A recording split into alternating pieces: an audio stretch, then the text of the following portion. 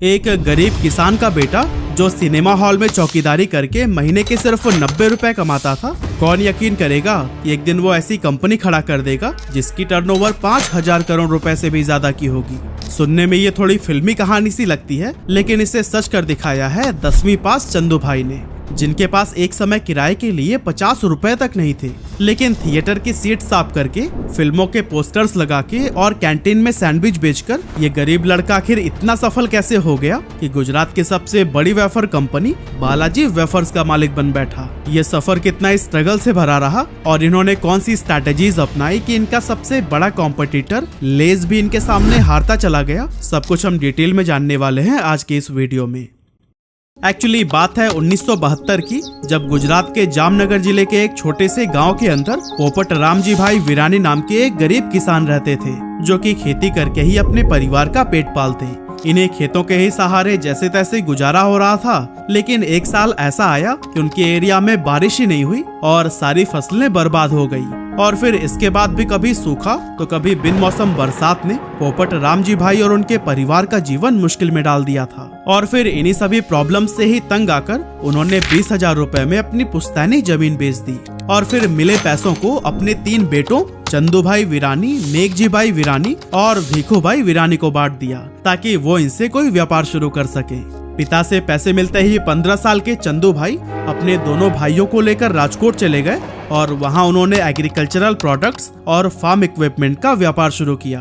अब डीलर को भी पता था कि इन्हें बिजनेस का कोई खास नॉलेज है नहीं, इसीलिए उसने महंगे दामों पर इन्हें नकली फर्टिलाइजर बेच दिया। इस तरह से चंदू भाई का अपना पहला वेंचर 2 सालों के अंदर ही बंद हो गया और तीनों भाई सड़क पर आ गए। अब दोस्तों, यहाँ से गांव लौटने का तो कोई मतलब था नहीं, क्योंकि वहाँ कुछ बचा ही नहीं था, इसीलिए ये लोग राजकोट में रहकर ही काम ढूंढने लगे। लेकिन क्योंकि ये ज्यादा पढ़े लिखे थे नहीं, इसीलिए इन्हें कोई अच्छी जॉब नहीं मिल पाई। और इस टाइम पर फाइनेंशियल ट्रबल्स भी इतने ज्यादा बढ़ गए थे कि वो अपने घर का किराया जो सिर्फ 50 रुपए था वो भी पे नहीं कर पा रहे थे, और इसकी वजह से मकान मालिक ने भी उन्हें बाहर का रास्ता दिखा दिया। हालांकि कुछ समय बाद चंदू भाई को एस्ट्रॉन नाम के एक सिनेमा हॉल में चौकीदारी का काम मिला, जिसकी सैलरी थी महीने के 90 रुपए। हालांकि चौकीदारी के साथ साथ कभी वो मूवीज की पोस्टर्स लगा दिया करते थे तो कभी कैंटीन में भी काम कर लेते थे, और फिर इस तरह से कम पैसों में ही सही, लेकिन जैसे तैसे करके उनका गुजारा होने लगा। अब क्योंकि चंदू भाई ईमानदार बहुत थे, इसीलिए कुछ ही टाइम के बाद उन्हें थिएटर की कैंटीन का ठेका मिल गया और अब वो इंटरवल के टाइम पर मसाला सैंडविच बनाकर लोगों में बेचने लगे।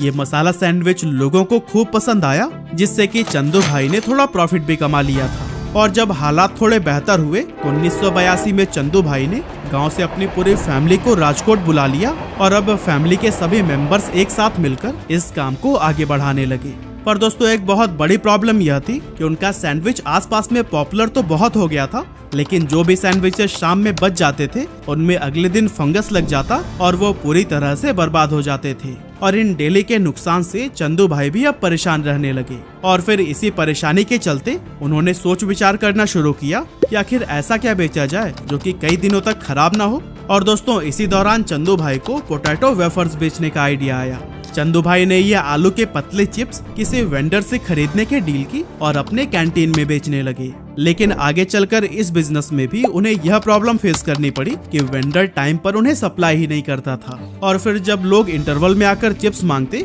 तो कई बार वो कैंटीन में अवेलेबल ही नहीं होते थे।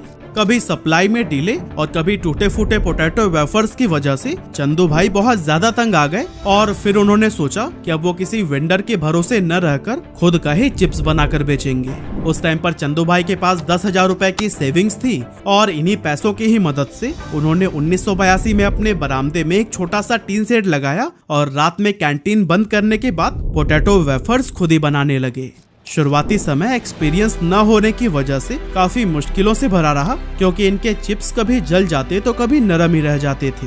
लेकिन कुछ दिनों की मेहनत के बाद आखिरकार इन्होंने परफेक्ट पोटैटो वेफर्स बनाना सीख ही लिया। अब घर पर ही इन चिप्स को बनाने की वजह से चंदू भाई क्वालिटी को भी कंट्रोल कर पाए, जिससे कि इनकी बिक्री काफी तेजी से बढ़ने लगी।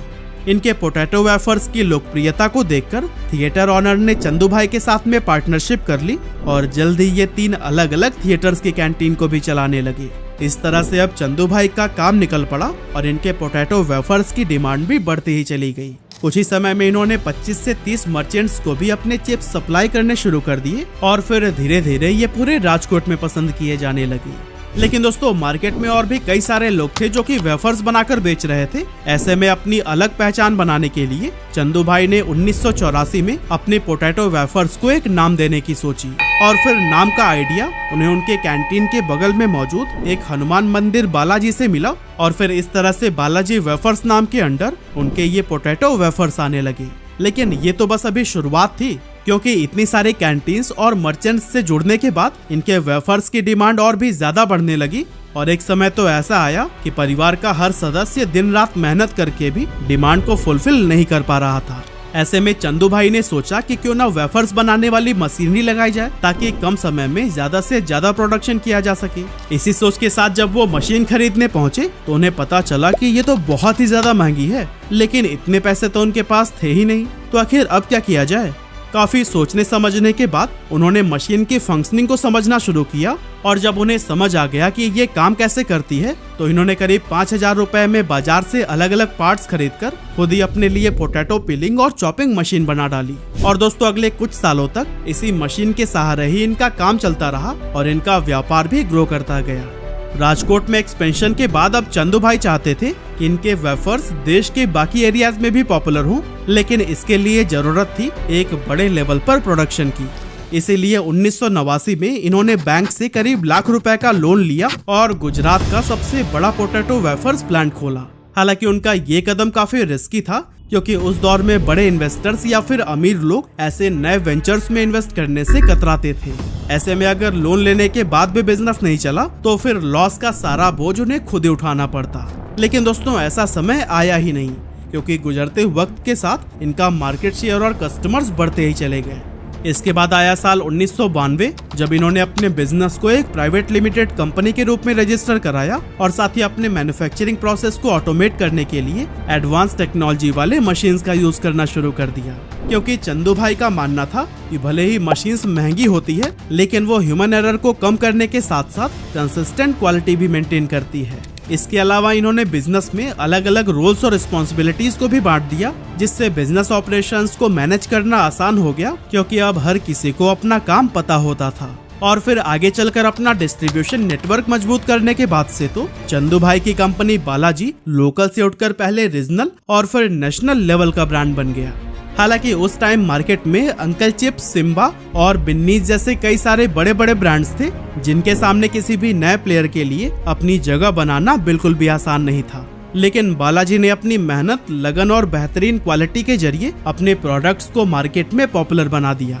क्योंकि जहां उनके कॉम्पिटिटर्स अभी भी ट्रेडिशनल तरीके से चिप्स बना रहे थे, बालाजी ने इनोवेटिव तरीके को अपनाकर मार्केट में अपने ब्रांड को मजबूती से एस्टेब्लिश कर लिया था। और दोस्तों पता है, इनकी बढ़ती ग्रोथ को देखते हुए एक मल्टीनेशनल कंपनी ने ऑफर किया कि चंदू भाई 4000 करोड़ रुपए में अपनी कंपनी को बेच दें, लेकिन चंदू भाई ने इस डील से साफ इनकार कर दिया।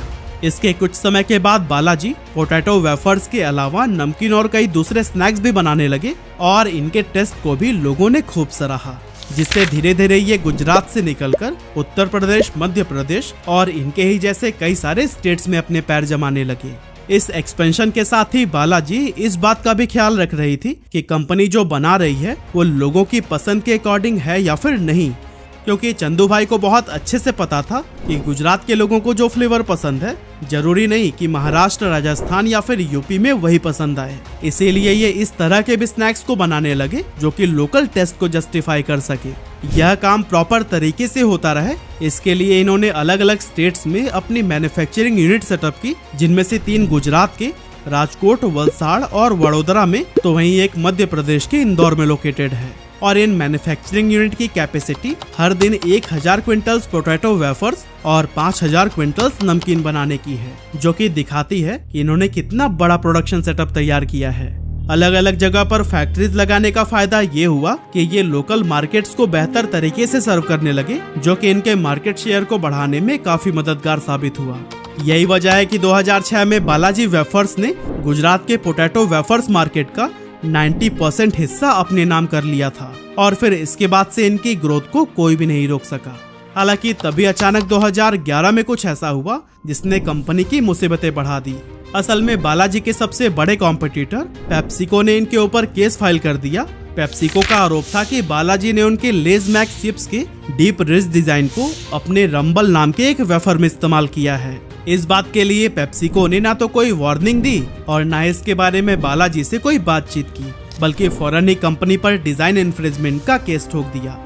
मतलब आप खुद ही इमेजिन करिए कि एक इंडियन ग्रोइंग कंपनी के ऊपर मल्टीनेशनल जायंट का अटैक। बहुत लोगों का मानना था कि ये केस पेप्सिको ने फ्रस्ट्रेशन में किया था, क्योंकि बालाजी की बढ़ती पॉपुलैरिटी का असर इनके भी स्नैक्स पर पड़ने लगा था। खैर रीजन जो भी हो, पर चंदू भाई ने हार नहीं मानी। इन्होंने पेप्सिको के एलिगेशंस का सामना किया और कोर्ट में आर्ग्यू किया कि पेप्सिको सिर्फ इन्हें इसलिए टारगेट कर रहा है क्योंकि बालाजी वेफर्स की ग्रोथ बढ़ती ही जा रही है। लेकिन इन सब दलीलों के बावजूद हाई कोर्ट का फैसला पेप्सिको के हक में आया और कोर्ट ने बालाजी को अपने चिप्स का डिजाइन बदलने का ऑर्डर दे दिया। इस फैसले के बाद से बहुत सारे एक्सपर्ट्स को ये लगने लगा कि अगर वेफर्स की पैकेजिंग का ही डिजाइन बदल गया तो ये स्टेप उनके ब्रांड के लिए काफी नुकसानदायक हो सकता है। लेकिन चंदू भाई ने कहा कि लोग बालाजी के नाम पर भरोसा करते हैं, न कि पैकेजिंग, डिजाइन और लोगो पर। और दोस्तों आगे चलकर हुआ भी यही, क्योंकि जहां एक तरफ लेज का मार्केट शेयर धीरे धीरे घटता जा रहा था, वहीं बालाजी वेफर्स की ग्रोथ हर साल 20 से 25% की स्पीड से बढ़ रही थी। 2019 तक आते आते कंपनी के पास 65 से ज्यादा प्रोडक्ट रेंज थी और इनकी रीच छोटे छोटे गाँव से लेकर बड़े बड़े शहरों तक फैल चुकी थी। इसके अलावा इनका डिस्ट्रीब्यूशन नेटवर्क भी 1225 से ज्यादा डीलर्स तक पहुंच चुका है। और हाँ, द इकोनॉमिक टाइम्स ने इनकी इसी ग्रोथ और लोकप्रियता को देखते हुए इन्हें सुल्तान ऑफ वेफर्स का नाम दिया। आज बालाजी वेफर्स में हजारों लोग काम करते हैं और कंपनी की बिजनेस फिलॉसफी है कि वो हर एक मेंबर को फैमिली की तरह ट्रीट करते हैं और साथ ही कस्टमर्स को भी value for money product provide करते हैं। और दोस्तों इनकी इसी फिलॉसफी ने ही इन्हें लोगों के बीच एक वफादार और भरोसेमंद ब्रांड बना दिया है। हालांकि यहाँ तक पहुँचने के लिए चंदू भाई ने कुछ ऐसी बिजनेस स्ट्रैटेजीज पर भी काम किया है जिसके चलते इनके कॉम्पिटिटर्स इन्हें कभी भी हरा नहीं सके। और इन्हीं स्ट्रैटेजीज में से पहली है लोकल फ्लेवर्स। अब जैसा कि हमने जाना कि बालाजी वेफर्स की शुरुआत तो गुजरात में हुई थी, लेकिन चंदू भाई को पता था कि अगर इन्हें नेशनल लेवल पर अपनी पहचान बनाना है तो फिर इंडिया की बाकी मार्केट में भी अपनी प्रेजेंस बनानी होगी। इसीलिए इन्होंने गुजरात से निकलकर देश के दूसरे हिस्सों में भी अपना फुटप्रिंट बढ़ाया। और इस एक्सपेंशन का सबसे बड़ा फायदा ये हुआ कि इन्हें लोकल फ्लेवर्स के साथ में इनोवेशन करने का मौका मिला। लेकिन ये इनोवेशन सिर्फ फ्लेवर तक ही सीमित नहीं रहा, बल्कि बालाजी ने हेल्दियर स्नैकिंग ऑप्शंस भी इंट्रोड्यूस किए, जैसे कि बेक्ड वेफर्स और रोस्टेड नमकीन, ताकि हेल्थ कॉन्शियस कंज्यूमर्स का भी ध्यान रखा जा सके। और हाल ही में इन्होंने अपनी हाउस मेड नूडल्स गिप्पी को लॉन्च करके भी नूडल मार्केट में एंट्री की है। इसके अलावा बालाजी वेफर्स ने इंटरनेशनल मार्केट में भी कदम रखा है, जहां यूएसए, यूके, यूएई और ऑस्ट्रेलिया जैसे देशों में इनकी एंट्री ने इन्हें ग्लोबल पहचान दिलाने का काम किया। दूसरी स्ट्रैटेजी है variety of products and innovations. Market में टिके रहने और खुद को कॉम्पिटिटर से अलग दिखाने के लिए प्रोडक्ट डाइवर्सिफिकेशन और इनोवेशंस बहुत जरूरी है। और बालाजी वेफर्स ने भी इसे बखूबी समझा और अपने प्रोडक्ट्स की रेंज को डाइवर्सिफाई किया, जिसमें इन्होंने 3 मेन प्रोडक्ट कैटेगरीज तैयार की। पहला है वेस्टर्न स्नैक्स, जिसमें 12 प्रोडक्ट आते हैं और ये वो स्नैक्स हैं जो कि ज्यादातर यंग जनरेशन और अर्बन क्राउड को टारगेट करते हैं। दूसरा है नमकीन, जो कि भारतीय घरों में बहुत पॉपुलर है, खासकर चाय के टाइम पर स्नैक्स के रूप में। और इस कैटेगरी में उन्होंने 23 प्रोडक्ट्स लॉन्च किए हैं।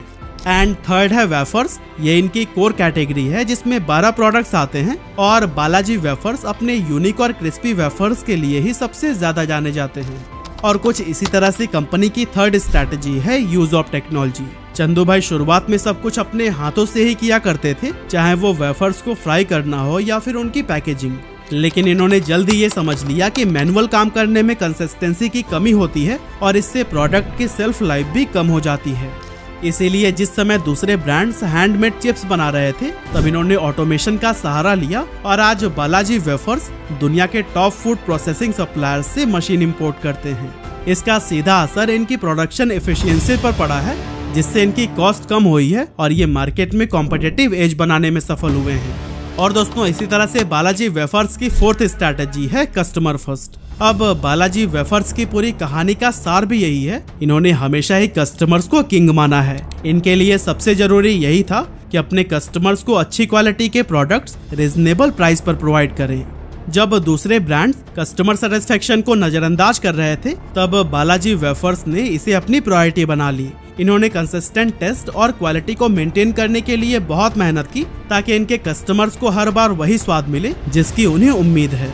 बालाजी वेफर्स के डायरेक्टर श्याम वीरानी कहते हैं कि आपको हमारे क्वालिटी, क्वांटिटी और प्राइस का मैच किसी भी ब्रांड में नहीं मिलेगा। और दोस्तों, यही आत्मविश्वास और डेडिकेशन है जिसने बालाजी वेफर्स को मार्केट में एक स्ट्रॉन्ग ब्रांड इमेज दिलाई है। बालाजी वेफर्स की कहानी सिर्फ एक स्नैक्स कंपनी के ग्रोथ की कहानी नहीं है, बल्कि ये उस जज्बे की कहानी भी है जो कि हर मुश्किल को अवसर में बदल देती है।